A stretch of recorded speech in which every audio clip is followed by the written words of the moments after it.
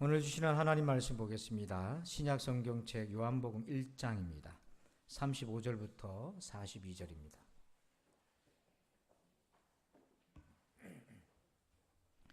요한복음 1장 35절부터 42절입니다. 우리 함께 교독하시겠습니다. 화면을 참고해 주십시오. 요한복음 1장 35절부터 42절입니다. 또 이튿날 요한이 자기 제자 중 두 사람과 함께 섰다가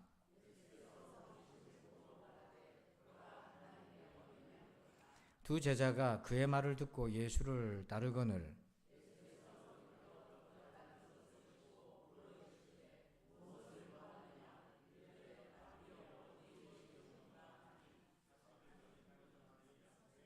예수께서 이르시되 와서 보라. 그러므로 그들이 가서 계신 데를 보고 그날 함께 거하니 때가 10시쯤 되었더라.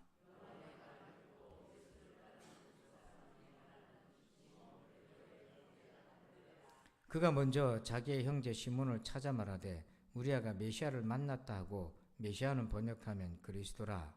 데리고 예수께로 오니 예수께서 보시고 이르시되 네가 요한의 아들 시몬이니 장차 게바라 하리라 하시니라. 게바는 번역하면 베드로라. 아멘. 할렐루야. 자, 오늘 책의 사람 두 번째 시간인데요. 제목을 같이 한번 읽어보실까요? 시작. 아멘. 여러분, 베드로하고 요한이 성전, 예루살렘 성전에 기도하러 갔습니다. 근데 그 성전에는 문이 하나 있는데 중앙에 미문이라고 하는 문이 있어요. 그 미문은 우리말로 하면 아름다운 문이라는 그런 뜻인데요. 저기를 들어가면 안에 제단이 있고 거기에 지성소가 보이고 법궤가 있는 지성소로 들어갈 수 있는데요.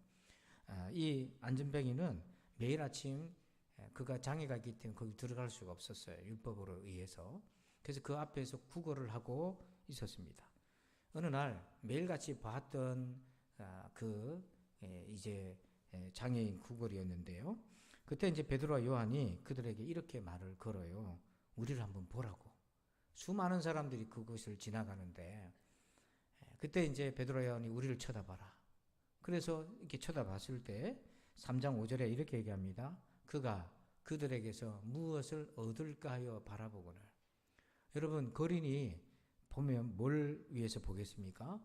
돈이나 얻을 수 있도록 그렇게 봤겠지요. 당연히. 그런데 이제 베드로가 이렇게 얘기해요. 6절에 베드로가 이르되 은과 금은 내게 없거니와 내게 있는 이것을 내게 주노니 나사렛 예수 그리스도의 이름으로 일어나 걸으라 하고. 자, 먼저 은과 금은 내게 없다. 이 얘기를 들었을 때 이 거린이 얼마나 황당했겠습니까? 당황했겠습니까? 그걸 얻으려고 쳐다보라고 한 줄 알았는데요. 그런데 이어서 뭐라고 얘기하냐면 내게 있는 것이 있다. 내가 가지고 있는 것이 있는데 바로 나사렛 예수 그리스도의 이름이다. 그래서 이 이름으로 일어나 걸으라 이렇게 말을 했습니다. 은금과 예수 그리스도 사이에 갈등하는 사람이 참 많습니다. 예수님 앞에 나왔는데 은금과 예수 그리스도의 이름을 얻는 것과 참 그 사이에 고민하는 자들이 많아요. 여러분, 우리는 무엇을 위해서 신앙생활을 하는 것입니까? 은금이 최고의 가치라고 믿고 그 거리는 베드로와 요한을 쳐다봤습니다. 하지만 예수님은 그가 알지 못하는 은금보다 더 귀한 예수 그리스도의 이름, 예수님을 주시고자 했던 거죠. 자, 여러분, 결국 그의 인생을 변화시킨 것은 은금이 아니라 무엇이었습니까? 예수 그리스도의 이름이었어요. 오늘 은금이 아니라 우리의 인생을 변화시키고 우리를 구원의 길로 인도하시는 예수 그리스도 이름을 얻으시기를 축복합니다. 그래서 오늘 세례 요한의 제자 중에 베드로의 형제인 안드레가 있었습니다. 그 안드레가 스승을 바꿔서 세례 요한이 아니라 예수님을 따르기 시작하는데, 자, 요한복음 1장 38절에 예수께서 돌이켜 그 따르는 것을 보시고 물어 이르시되 무엇을 구하느냐? 이르되 랍비 어디 계시오니까 하니. 예수님이 자기를 따르던 세례 요한의 제자 안드레를 쳐다보면서 뭘 구하느냐라고 이렇게 물었어요. 자, 왜 주님의 나를 따르는 제자가 되려고 하느냐? 이런 질문이시겠습니다. 자, 우리가 예수님에게 무언가를 구하는데 잘못 구할 때가 참 많아요. 예수님의 마음과 우리의 마음이 일치가 되지 않고 어긋날 때가 많습니다. 그럴 때 왜곡된 신앙을 갖게 돼요. 그래서 마태복음 24장 24절에 말세가 되면 유혹하는 세력들이 있는데 거짓 그리스도들과 거짓 선지자들이 일어나 큰 표적과 기사를 보여 할 수만 있으면 택하신 자들, 우리죠, 미혹하리라.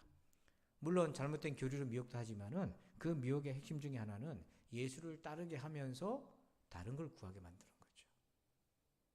교회를 다니며 예수님을 따르는데 예수님이 추구하자 하는 것이 아닌 다른 것을 우리가 쫓아다닐 때 그게 미혹의 핵심입니다. 그렇게 10년, 20년, 30년이 흘러가면 갈수록 예수님과 전혀 무관한 사람으로 가는 길이 될 수 있는 거죠. 얼마나 우리가 안타까운 인생이 되겠습니까? 자, 그러면 오늘 우리가 예수님께 뭘 구해야 되겠습니까? 그것은 예수님을 어떤 분으로 바르게 이해하고 있는가와 연결이 되어 있는데요. 자, 세 가지를 오늘 주목해 봤으면 좋겠습니다. 첫 번째는 1번 제목 읽어봅시다. 시작. 은혜를 구하라. 첫 번째는 예수님에게 은혜를 구하셔야 돼요. 자, 38절을 다시 보면 예수님을 이 안드레가 뭐라고 부르고 있습니까? 라비오라고 부르고 있어요. 자, 이것은 안드레가 약간은 고집을 피웁니다. 왜 그러냐 하면 세례요한은 이 안드레와 자기 제자들에게 예수님이라는 다른 호칭을 얘기를 하셨어요. 그런데 이들은 여전히 와서 라비오라고 물어요. 선생님입니다. 자, 여러분들이 학교 선생님을 찾아가면 뭘 위해서 찾아가겠습니까? 아이의 공부나 학교 관련된 일이겠죠. 그 호칭에는 우리가 구할 수 있는 범위에 한계가 있는 거예요.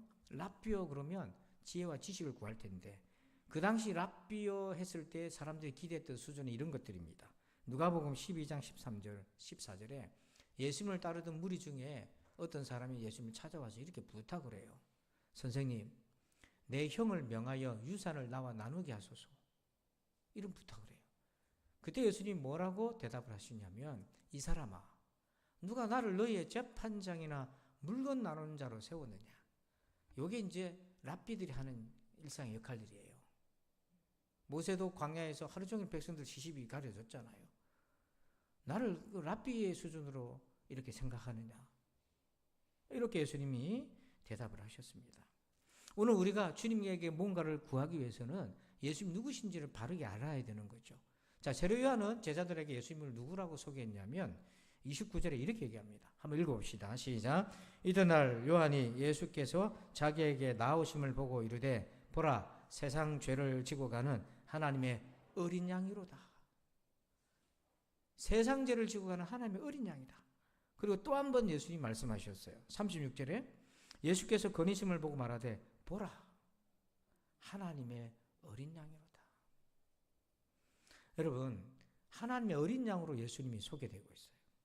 예수님은 하나님의 어린 양입니다. 저와 여러분의 모든 죄를 대신 지고 갈 하나님의 어린 양이에요.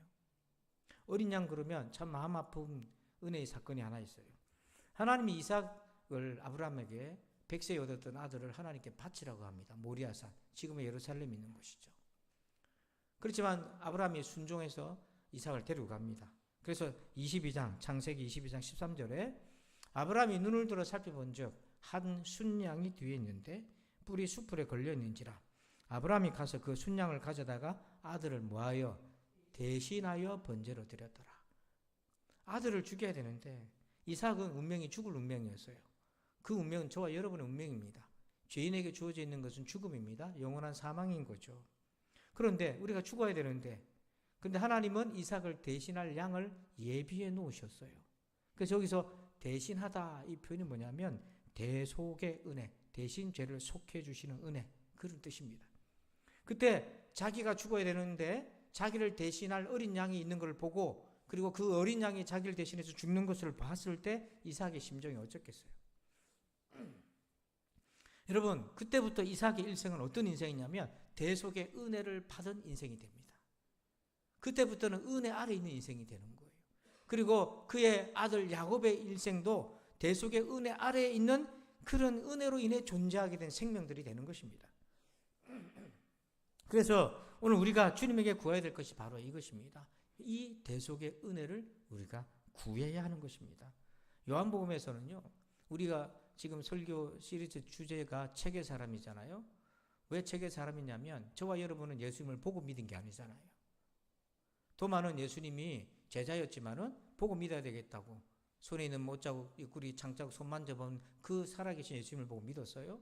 그때 예수님 뭐라고 했냐면 너 믿어서 잘했다. 그러나 보지 못하고 믿는 자들은 더 복되도다. 성경에는 복되도다가 되어 있죠. 더라는 말은 없어요. 근데 복되도다는 뜻 안에는 더라고 하는 비교의 내용이 들어가 있어요. 저나 여러분이나 예수님을 보고 만져서 믿는 게 아니잖아요. 근데 보고 만지지 않아도 믿을 수 있다는 거예요. 뭐냐면 하나님의 말씀을 통해서 그럴 수 있다는 거예요.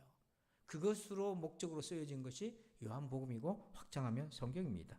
그 요한복음에서 이렇게 얘기해요. 20장 31절 같이 한번 읽어봅시다. 시작. 오직 이것을 기록하면 너희로 예수께서 하나님의 아들 그리스도이심을 믿게 하려 함이요 또 너희로 믿고 그 이름을 힘입어 생명을 얻게 하려 함이니라. 아멘. 이것을 기록하면 이 성경책을 통해서 얼마든지 예수님 눈으로 안 봐도 손으로 만지지 못해도 믿을 수 있다. 하나님의 아들로. 그리고 믿을 수 있을 뿐만 아니라 그 믿음으로 힘입어서 그 이름을 힘입어서 생명, 영원한 생명, 천국의 생명을 얻을 수 있다고 얘기하는 것이에요. 그게 바로 대속의 은혜인 겁니다. 여러분들은 주님을 어떤 분으로 믿고 있습니까? 여러분은 주님에게서 무엇을 구하십니까? 바로 이 대속의 은혜를 구하시기를 주의 이름으로 축원합니다. 두 번째는요. 이번 제목을 봅니다. 시작. 사랑을 구하라. 자, 1장 38절에 예수님이 안드레에게 물어요. 무엇을 구하느냐? 근데 그 안드레가 대답이 이렇게 얘기해요. 라삐오 어디 계십니까? 이렇게 물어요.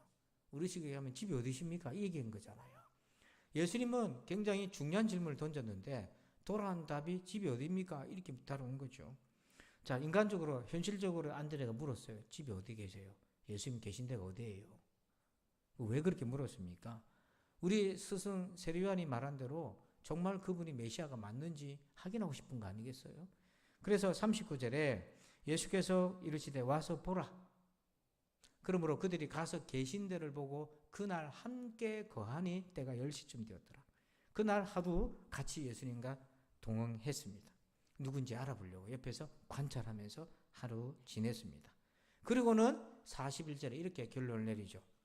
그가 먼저 자기 형제 시몬 베드로입니다. 베드로를 찾아가서 말하되 우리가 누굴 만났어요? 메시아 그리스도를 만났다. 저는 이게 참 이해가 되지 않았어요. 왜냐하면 만난 지 하루 만에 내린 판단입니다.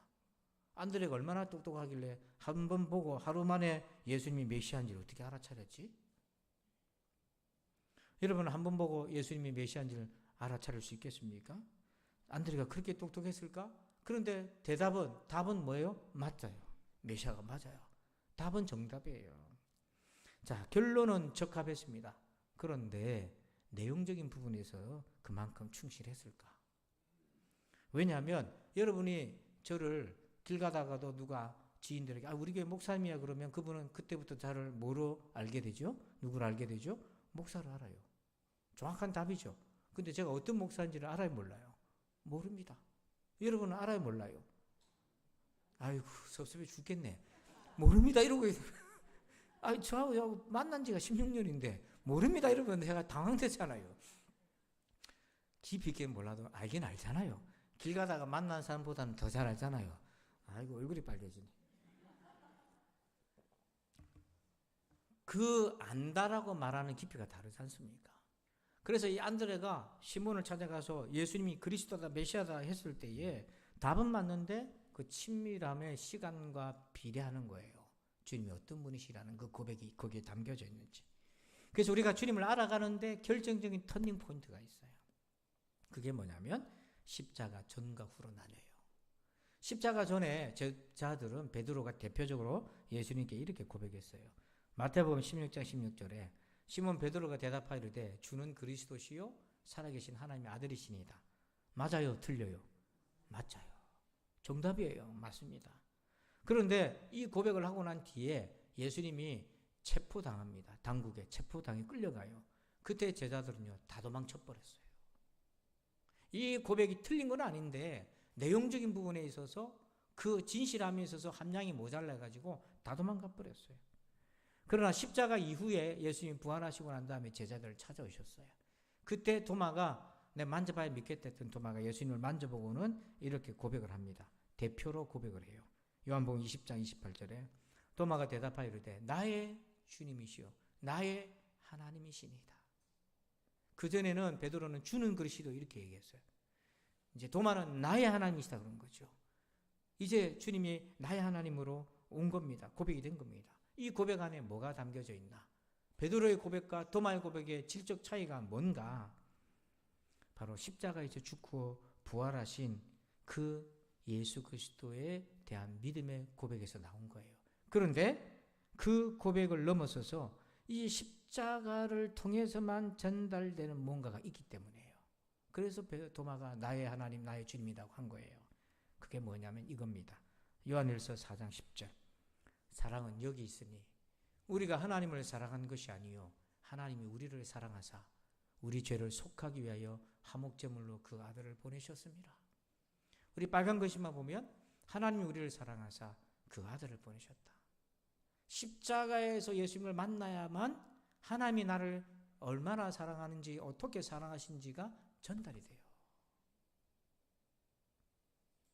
그래서 여러분 예수님이 십자가에서 죽고 부활하시기 전에 베드로한테는 질문을 그렇게 했죠. 너는 나를 누구로 하느냐 이렇게 물었어요. 근데 부활하신 주님이 베드로를 찾아가서는요 질문이 바뀌었어요. 요한복음 21장 15절에 같이 한번 읽어볼까요? 시작. 시몬 베드로에게 이르시되 요한의 아들 시몬아 네가 이 사람들보다 나를 더 사랑하느냐? 십자가 전에는 너는 나를 누구로 하느냐라고 물으셨지요. 그러나 십자가 이후에는 너를 나를 사랑하느냐 이렇게 물었어요. 왜냐하면 하나님이 나를 사랑하시는 것, 주님이 나를 사랑하시는 것은 십자가를 통해서만 그 사랑을 우리가 알 수 있기 때문에 그래요. 무엇을 구하느냐 물을 때 우리가 구해야 될 것이 바로 이 주님의 사랑을 구해야 합니다. 헨리 나우엔이라고 하는 성공회 출신의 수도성이 있습니다. 수도사가 있는데 이분은 예일 대학에서 원래 강의하고 교수하던 출중한 분인데 이분이 교수직을 그만두고 장애인 공동체 한 20, 30명 사는 장애인 공동체에 들어가서 그 안에서 그냥 봉사하고 여생을 삽니다. 그런데 대부분의 이분의 저작들이 그 장애인들과 함께 했을 때 기록된 책들이 아직도 계속해서 회자되고 있어요. 근데 이분이 그런 얘기를 합니다. 예수님이 매일같이 병자 고치고 말씀 전하는 그 사역 가운데서 항상 기도하시고 출발했는데 밤에 기도했고 이제 아침에 돼서 일을 하셨잖아요. 그 밤의 기도가 하루의 시작을 준비했던 기도인데요. 그때 무슨 기도를 했을까? 했을 때 이분이 이렇게 얘기합니다. 마태복음 3장 17절에 예수님이 이제 사람들 대중들 앞에 나타나실 때 그 출발이 뭐냐면 세례 요한으로부터 세례를 받는 것으로 출발하셨어요. 주님은 세례를 받으실 필요가 없지만 하나님의 나라를 위해서 그렇게 하셨어요. 그때 세례 요한이 세례 받으러 나온 예수님을 보고 제자들에게 보라 하나님의 어린 양이다 이렇게 소개를 해요. 자 그때 하늘에서 음성이 들리는데요. 소리가 났는데 내 사랑하는 아들이요 내 기뻐하는 자라 하는 음성이 들려요.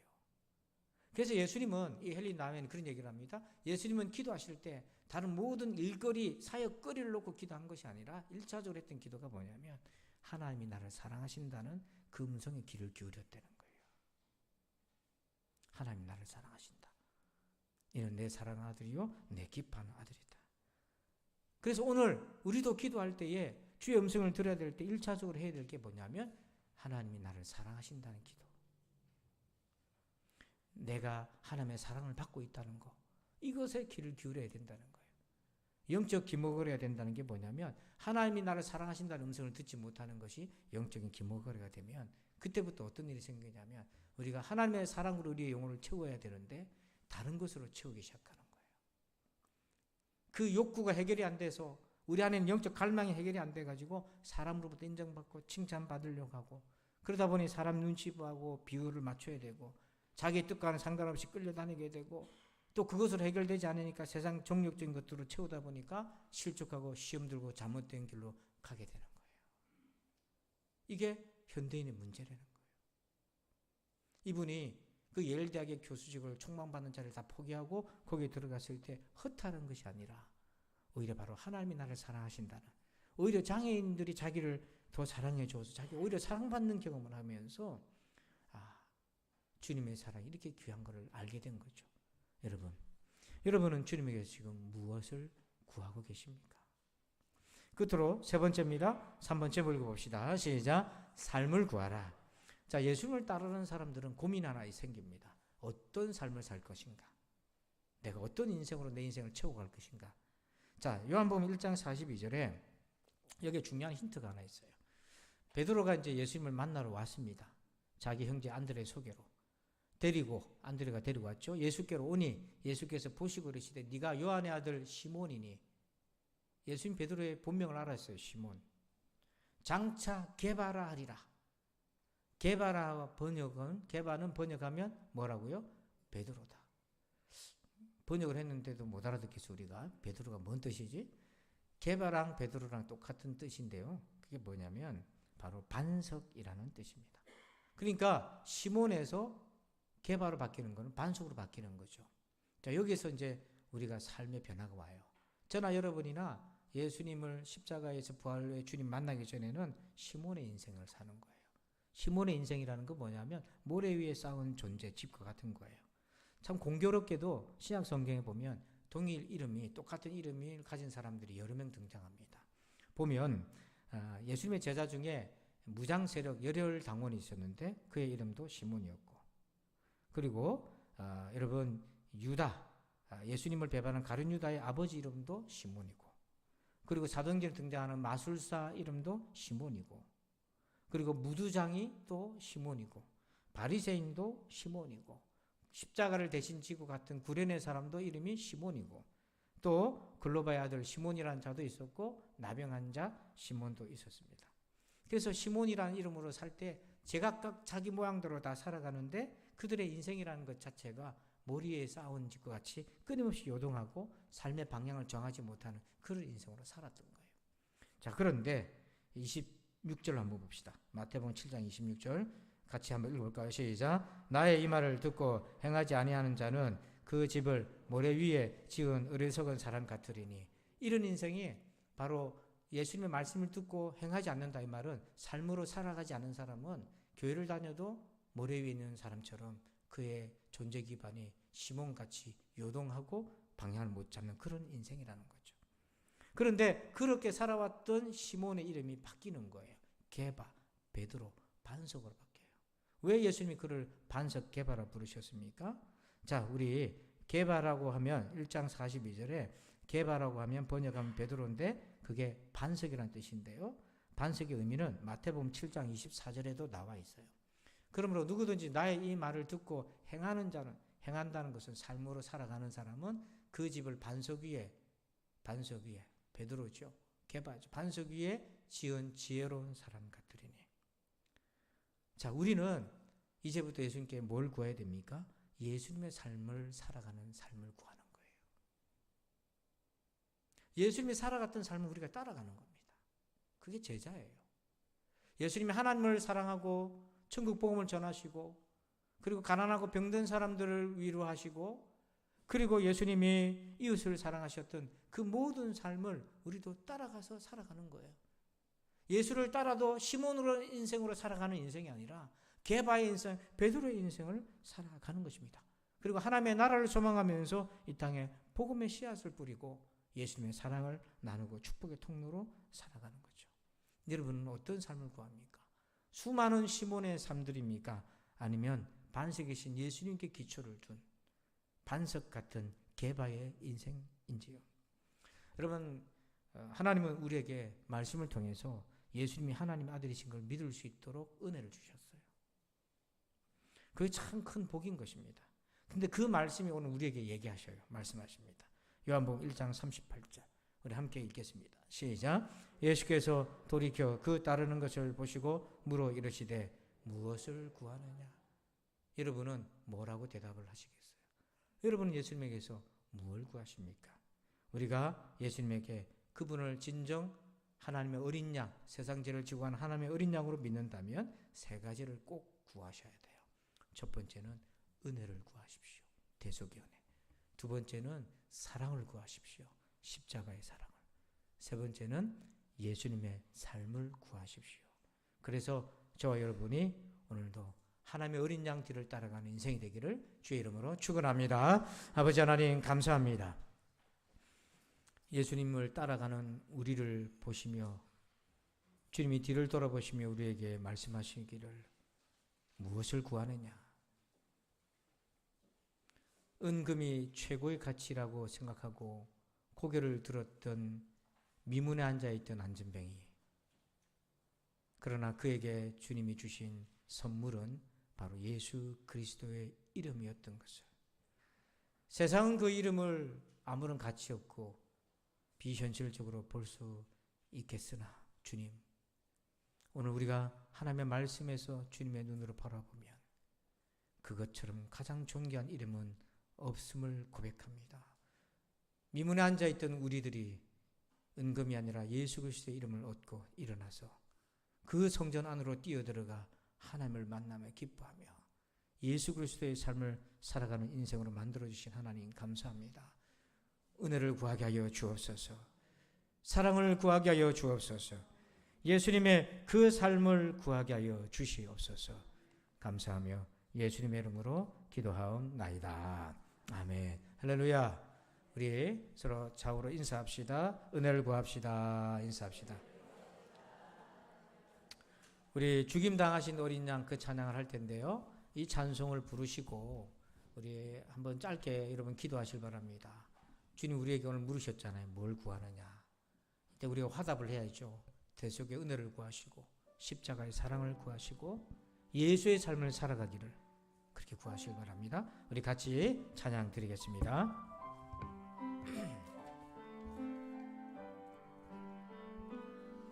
죽임 당하신 어린 양, 모든 족속과 방언 백성과 나라 가운데서 우리를 비로사서